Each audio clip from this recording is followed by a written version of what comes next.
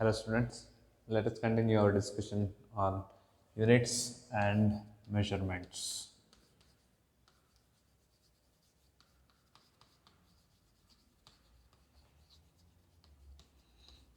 So in the last session, we discussed about different types of physical quantity, different types of system of units, and different class of units, right? The physical quantities types that we looked into are of two types. One is fundamental quantity and the other is derived quantity.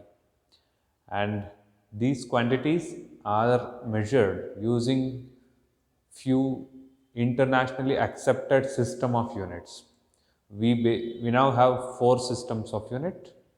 First is CGS unit, CFPS unit, and MKS unit. Now, internationally, we follow a common system which is called SI system, system of international or international system of units. And we discussed that we got to know that in SI system of units, we again have three classifications. One is fundamental units for fundamental quantities, and the derived units for derived quantities, and finally supplementary units for supplementary quantities. So now we shall continue the topic and look for few rules for writing SI units. Okay. So today we shall look at few rules for writing SI units. Okay. So you might be thinking like, okay, now see one can write 5 meter as 5 meter like this. One might think, okay, I can also write 5 meter as 5 meter, right? And I can also write 5 meter as 5 met. Okay. So these are the different possibilities, and I can also think, okay, 5 m. So these are the different possibilities that one can think of for writing the same quantity with unit as follows. But according to the rule, the first rule for writing SI unit, we should know that either the symbol, okay, the standard symbol, either the symbol or the complete name of the unit shall be taken, and no short forms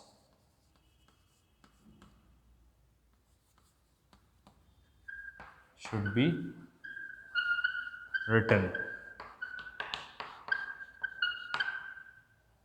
So this is the first rule which gives us the idea that according to this rule, either we should take the symbol of the unit or we should take the complete name of the unit. The short forms and other kind of units or other kind of representation of units shall not be considered. Okay, should not be considered. So according to this rule, this is right because 5 meter. Yes, it is right. And you come here 5 meter in full form. Yes, this is also right way of representing the unit. So this is a short form of meter what I tried to write, which is wrong according to the first rule. So we should not represent 5 meter as follows. Okay, this kind of representation shall not be used, and not even this, because capital M is not the standard form or standard symbol for representing meter. So these two are wrong, these two are right. One more example for this, the repeated mistake that we make while writing the symbol of time, for symbol of SI unit of time. Okay, what is the SI unit of time? It is second, right? So when you represent second, you should write small s, either small s or second in full form. Okay, either this or this. Many a times what we do is we write SEC. No, that is not the right way of representing the SI unit of time. Okay, so second shall be represented using the symbol which is smallest or second in full form. Okay, so this is the first rule when we write the SI units. And the second is no plurals shall be, okay, or should be used. Means say uh, say the mass of an object is 10 kg. Okay, yes, this is right. We never write, or we shouldn't write the mass of an object as 10 kgs. 10 kgs. No, this is wrong. And similarly, if I take time, say I write 15 seconds. Okay, 15 second, right? 15 second. This is the right way of representing it. And if I write it as 15 seconds, this is wrong. This is right. Okay, whatever the value that we have here, the unit must always be singular. Okay, no plurals shall be used while representing the SI units. Okay, next, the third one, while writing the SI units of name of scientists. See, we have so many SI units which are represented using name of scientists. For example, we take Newton for force, isn't it? And also we have Pascal,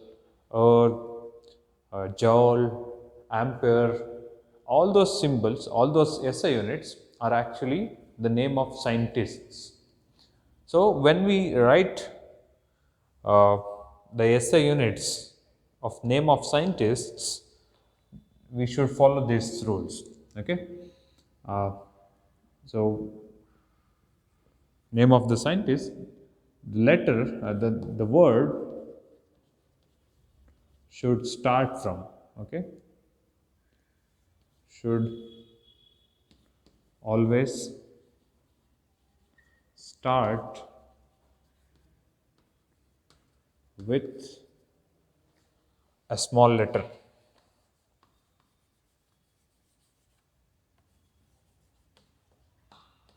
And the symbol should be kept in capital letter. So let me give an example, you will get to know. Say if I write the symbol, if I write the SI unit of force, which is Newton, if I choose the unit to be written in the abbreviated form, or the complete unit or complete name of the unit is written, then I should start with small n, then Newton. Okay, this is the SI unit of force. If I start it with capital N, Newton, like this, no, this is wrong. This is the name of the scientist, not the unit. This is the unit of force. Okay, so we should begin with small n to make it the unit of force. Okay, either the complete name written with small letter as the initial one, or if you represent using the symbol. As you know, all the units has their own symbols, and for Newton, uh, for the SI unit with scientist name, we choose capital letters. Okay, capital letters of the first, okay, first letter written in capital letter. Okay, first letter of the name taken in capitals will be the symbol of this unit. Clear? So Newton, or this is also right, this is also right, Newton with capital N. No, this is wrong.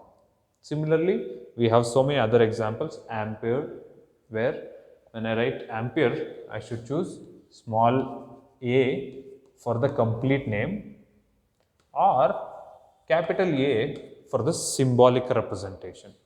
Okay, so these are the few rules.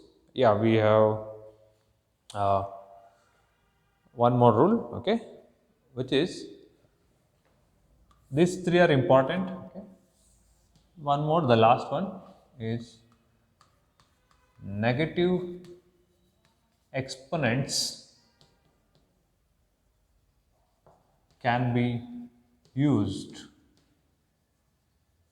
Okay, negative exponents can be used to represent the SI units. For example, say I have the unit of velocity, SI unit of velocity given by meter per second.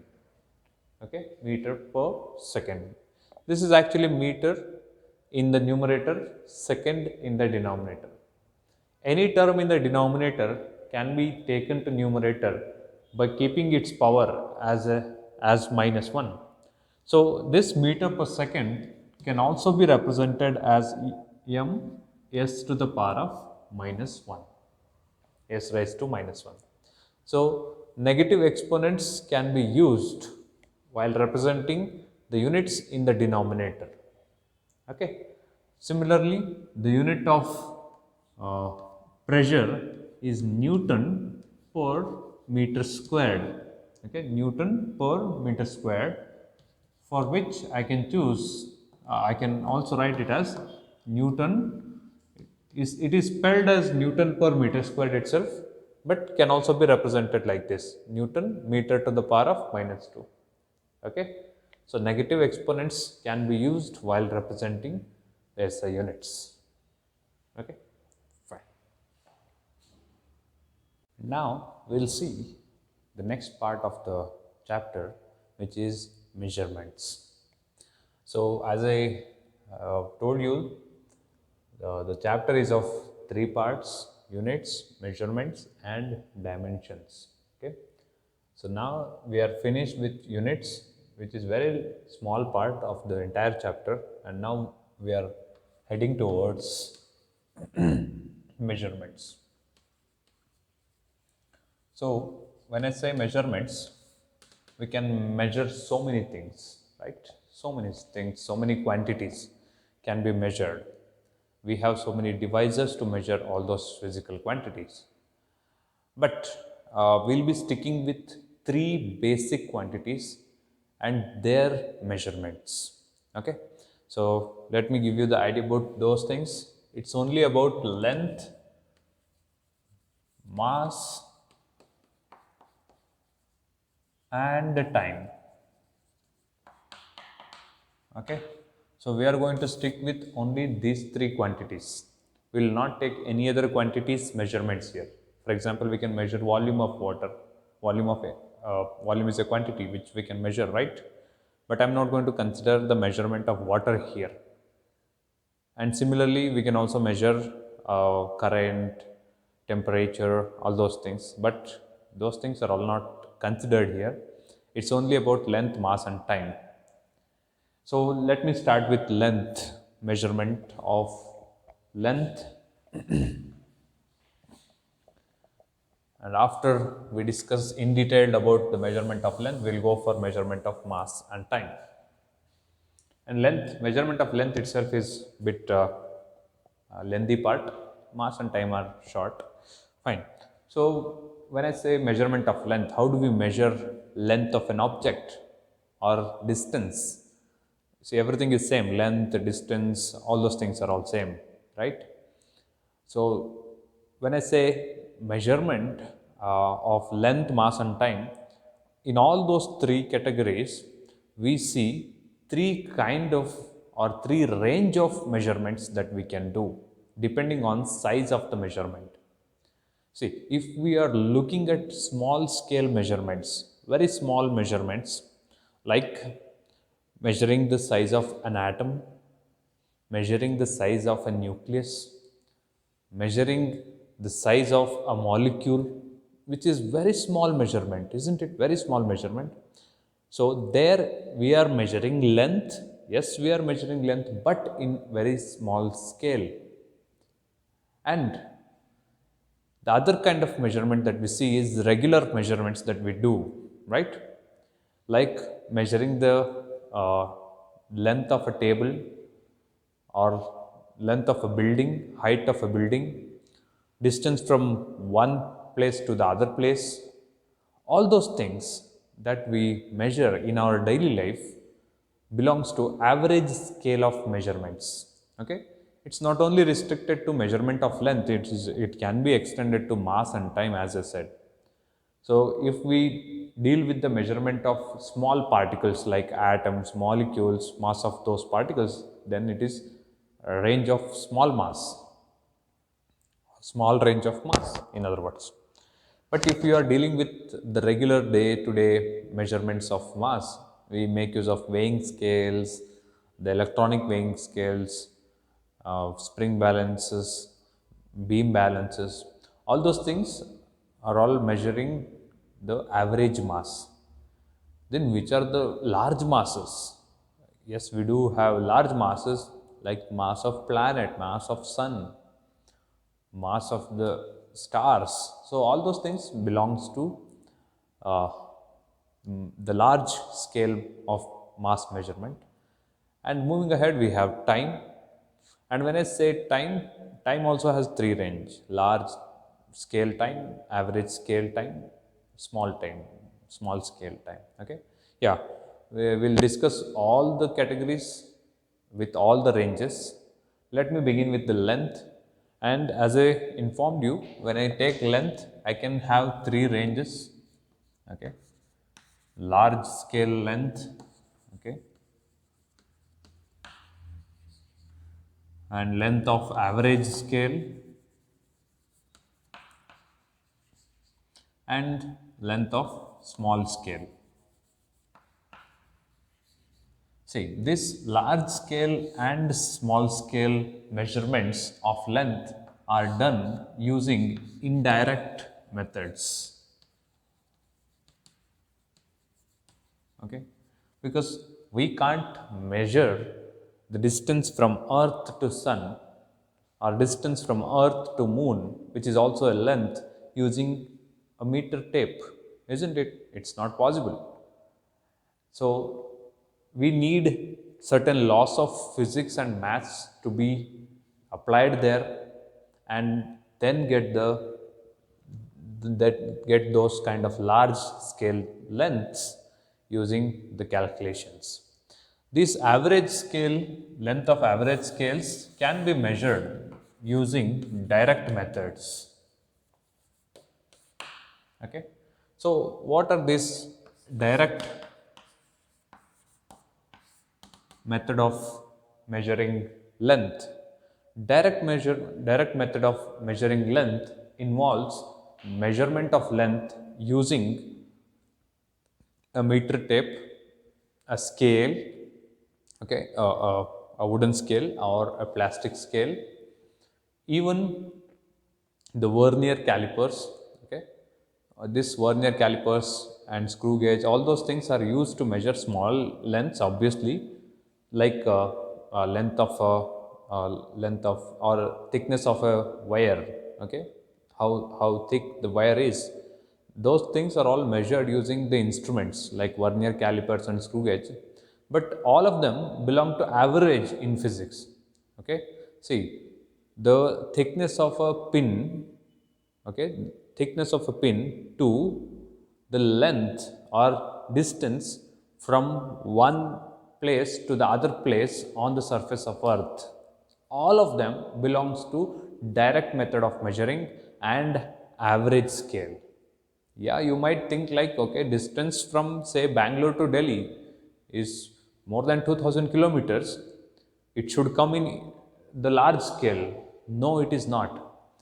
So 2000 kilometers might look like a big number for you, but it is not.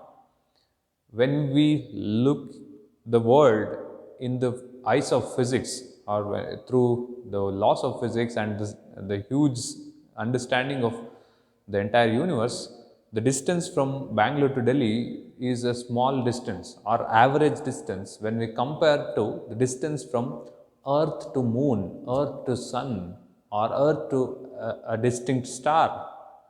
So all these things, what we measure on the surface of Earth, are all done using direct methods. Okay, so direct methods involves measuring length using um, meter scale, meter tape, vernier calipers,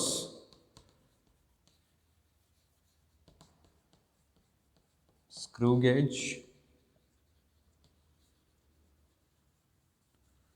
Even we can take odometer.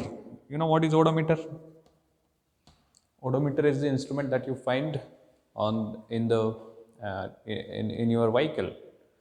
When you ride a car, there you find the number of kilometers that you traveled, right? So that can be used to measure the distance from one place to the other place, and that is a direct method that does not involve any kind of calculations that we need to do, isn't it? So all the measurements done using these instruments for measuring average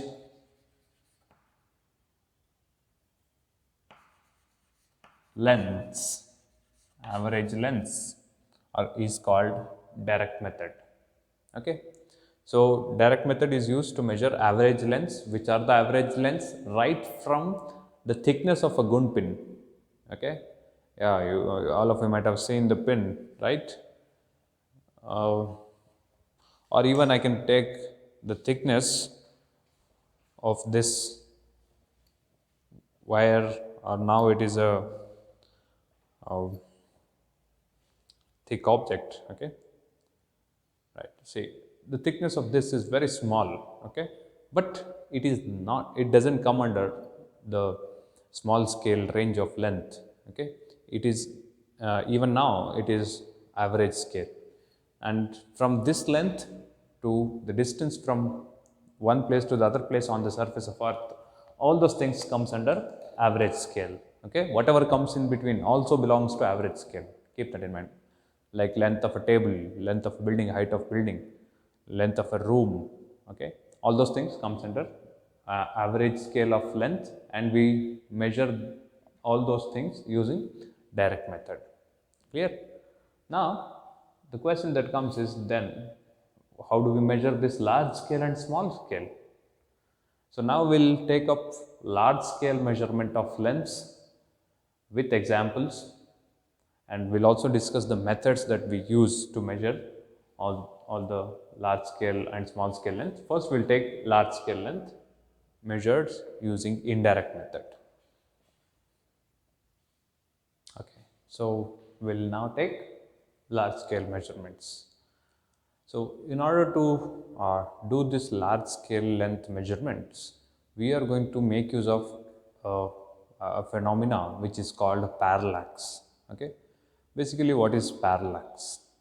Parallax is the apparent shift in the position of an object with respect to its background when the object, or when it is viewed from left eye and right eye individually.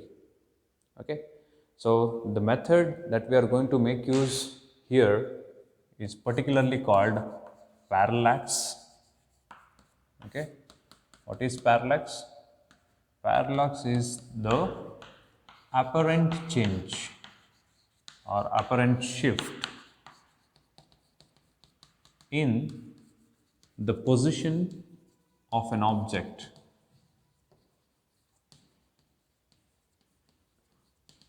with respect to its background with respect to its background when viewed or observed, both are fine, well, from left eye and right eye individually.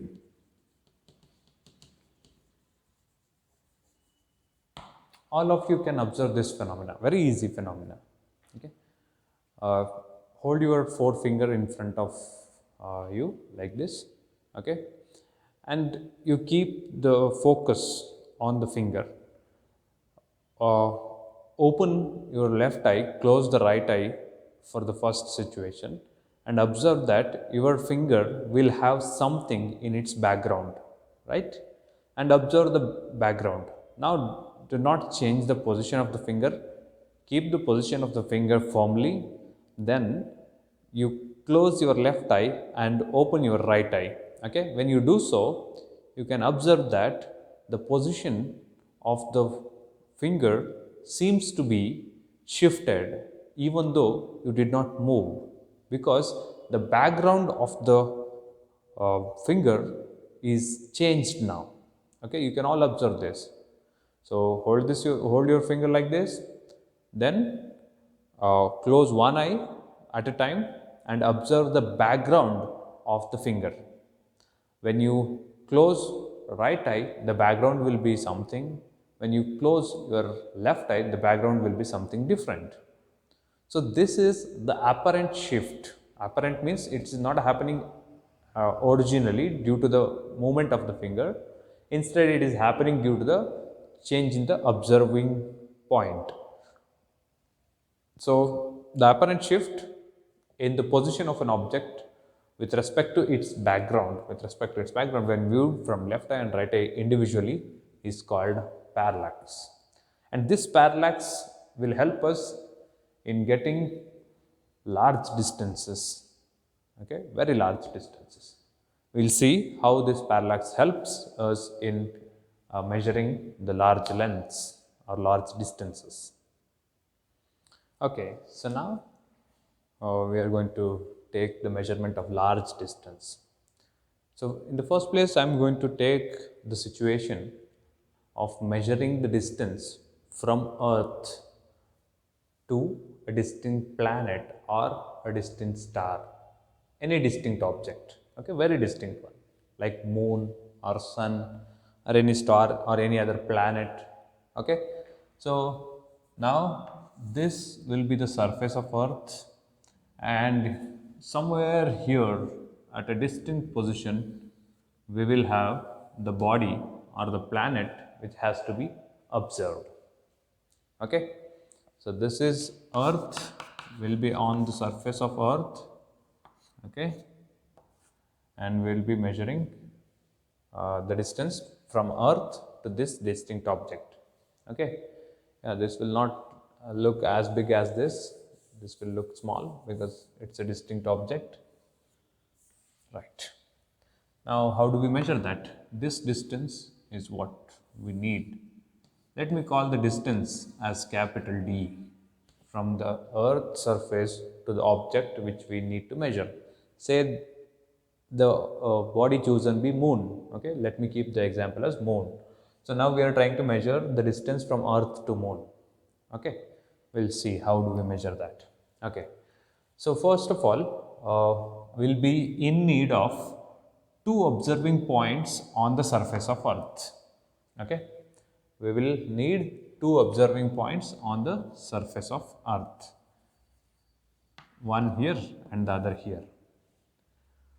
We will observe moon from one of the observing point chosen and note down the angle made by the line, okay, the angle made by the line with the horizontal or some reference that we choose. Okay, so let me draw the diagram completely and then you'll get to know. So this is one observing point and this is line of sight. Okay, this is how we are observing it. Line of sight. There is no actual line. It is the line of sight. What we see is represented using this line. At the same time, when the object is at the same position, we will measure or we will observe the same distinct object, the moon chosen from this point also, and hence that makes another line of sight like this. Okay, they are actually straight lines, perfect straight lines. And now, using certain reference, okay, we can get the angle between these two lines. Okay, angle between these two lines here. Okay, yes, obviously we ourselves cannot measure the angle going here. Okay, yes, it is very difficult to reach moon and measure the angle on the surface of moon. Let it not be the moon. Let me take it as another some other planet. So yes, we cannot reach the planet and measure the angle there. No, it is not possible. Instead, what we can do is measure the angle between these two lines on the surface of Earth itself. Okay, if the question that comes is how, then I'll show an example. See, how do you measure the angle between these two lines? It's easy. You take a protractor and you will get certain angle, say 45 degree. Very easy. Now, I'll give you two lines, one line here and the other line here. Okay, the other line, okay, here, like this. And now I'll ask you to get the angle between these two lines. Okay, this is one line, this is the other line. What is the angle between these two lines is my question now. So now you start to think, they are not at all joined, they are distinct. Okay, so in order to measure the angle, we should extend it, right? We should extend this also. At the point they join, we can get the angle, right? This is what you think. But there is one more method to get the angle between these two lines. By choosing the reference. See, now I can choose the base of the board and the top of the board as the reference. What I can do is I can extend or I can draw a parallel line to the base of the board and get the angle and get this angle, say theta 1. Following? I am just drawing a parallel to the board. I am setting up a reference. That's it. Similarly, I can also draw another line here parallel to the top of the board and get one more angle theta 2. Right? I am just setting up the reference and choosing the angle here. Now you see what we have here is the angle between this parallel line and our line, the second line is theta 2.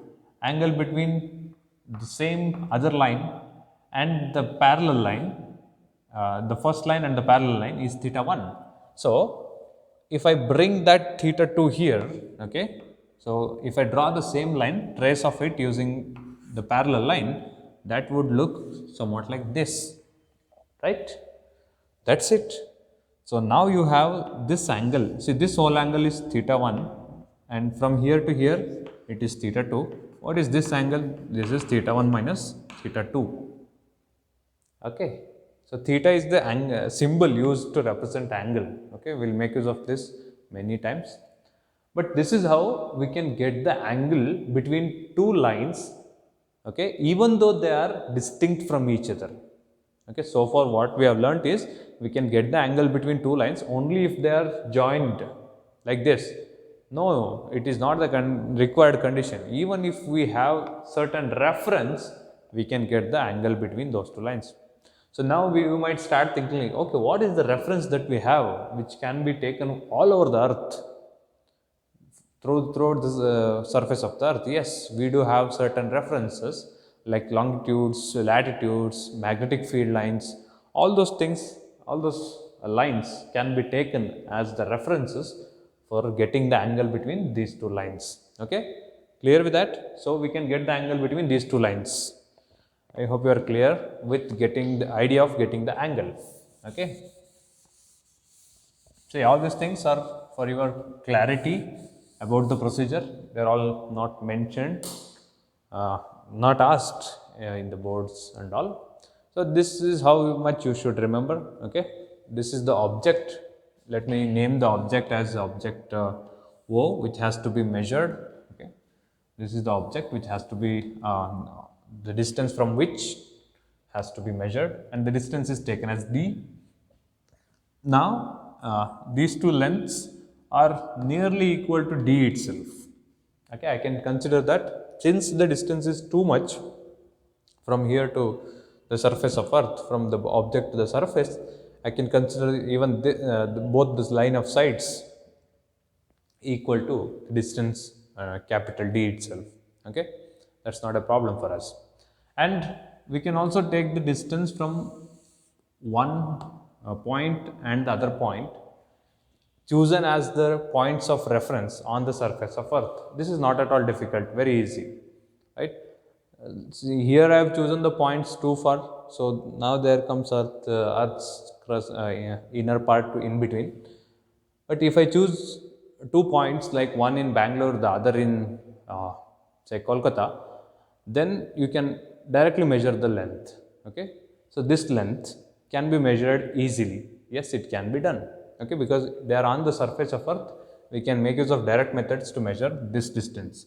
Let me call this distance between the points of observation, say A and B. Okay, A, B be the points of observation, and let me call this distance as small d. Okay, small d is the distance of separation between two observing points on the surface of earth. Capital T, d is the distance from earth to the object which we are observing, or whose distance from earth is measured here. Theta is the angle between two line of sights from two observing points. Clear with this much? Okay. Now I would like to bring a little math here. Okay. See, now you might have observed or learnt in your previous classes that length of an arc. Okay. Length of an arc. This is an arc chosen on the circle, and if I say S is the length of the arc, r, small r is the radius of the circle, and theta is the angle prescribed by the two radii drawn at the ends of the arc. Okay, I hope you are clear with this. Theta is the angle corresponding to the arc, S is the length of the arc, r is the radius of the arc. Clear? Okay, now the relation, if you can remember, between S, R and theta is S is equal to R theta. Okay, arc length S is equal to radius times the angle theta. Okay, this is the expression which we will directly consider here. Okay, this actually belongs to math. I hope you are all are aware of it. And now you see what's happening here is, see, if this circle keeps on becoming bigger and bigger and bigger, this arc, okay, as it grows in size, it almost starts to look like a straight line, right? Like this, which is very similar to this distance, isn't it? So this is somewhat like a big circle with this object at the center, and this small d is the arc length, AB is the arc length. Following? So this is how, if we make the circle bigger, we can draw a huge circle with AB as the arc length and O as the center of that circle. Okay, just try to imagine. And these are all just consideration. We are not going to draw all those things. Okay, if we consider so, then okay, considering a circle of radius. Okay, now what is the radius of the circle that we have considered here? This is the big circle that we considered, whose radius is capital D, isn't it? Of radius capital D with center O. The object itself is the center, right? If we consider such a big circle, then arc length AB is equal to, see, that's what is here. S is the arc length and here AB is the arc length. Here small r is the radius and here capital D is the radius. Theta is the angle, there also theta is the angle. That's it. What is AB equal to? AB is equal to small d. So small d is equal to capital D theta. And now, what is our intention? Our intention is to measure the distance from Earth to the distinct object or planet or moon. So that is what we need, which is capital D. So small d and theta, yes, we can measure directly, no problem with them. And hence we can get the expression for capital D, distance from Earth to a distinct object is equal to small d by theta. That's it. You have the expression, method to measure the distance from Earth to distinct object like stars, moon, planets, sun, etc. Okay, clear with this? This is how we will measure it. Okay, now let us see. This is just half part of measuring large distances. Now, if I am asked to find the radius of moon or size of an object, size of a distinct object like moon, sun and all, there we will make use of same parallax method again, but with a different way to get the size of the objects. Okay, this is the measurement of large scale length, which is the distance from Earth to the distinct object. Yes, we have done it, and this is the formula.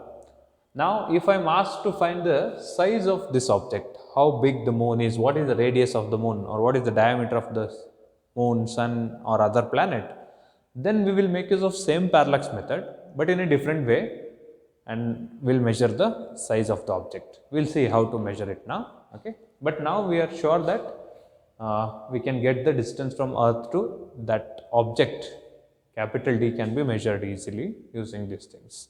Clear? Okay, now we need to measure the size of the distinct object chosen. So this is the distinct object chosen. You can keep the example as moon, okay, and let small b be the size of the object, okay, the diameter of the object, and let this be the Earth. Now, instead of two observing points we choose for the previous case, this time we will choose only one observing point, and from that observing point we will observe the moon. Okay, once we will observe the moon to its top end or one of the surface, a point on one surface, and we'll also observe the moon from the same observing point to the other point, which is exactly opposite to the chosen one. Okay, one observation here and the other observation here. Very easy. We can make use of telescopes and all to get the measurements like this, and the angle between those two line of sights can easily be measured, because this time we are measuring it from a single observing point. This is the single observing point from where the two line of sights are going, and hence we can get the angle between them. Okay, this angle is going to be very small, but using we do have very well equipped laboratories and telescopes which are useful, and hence we can measure the size of those objects. Okay, right. So now we'll see how to measure the size of that object, which means this time our intention is to get the value of B, which is size of the distinct object or like moon. Let me take the distance from Earth to that object, okay, which we have already measured in the last derivation. Let that distance from Earth to the object be capital D again. Okay, the distance from Earth to the object be capital D.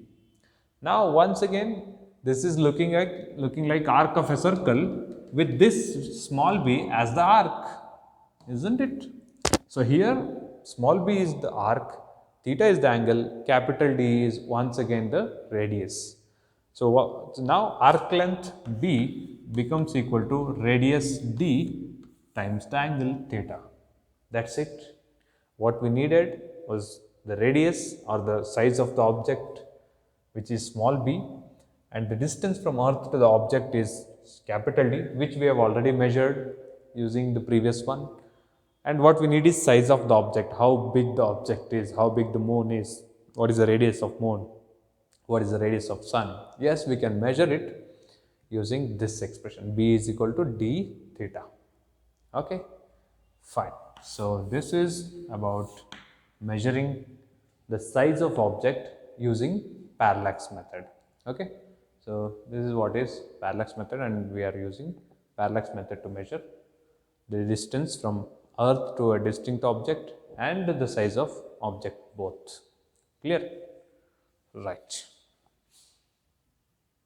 And here this theta has a proper name for that. Okay, theta, which is the angle between two line of sights. Okay, even when we do the parallax observation, there also it is one line of sight, the other line of sight, there is certain angle between that. Okay, so theta is the angle between two lines of sight.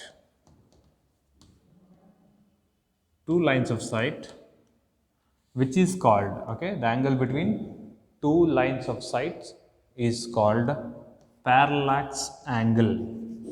Okay, method is parallax method, angle is parallax angle, which is also called, okay, this theta is also called parallactic angle. Okay,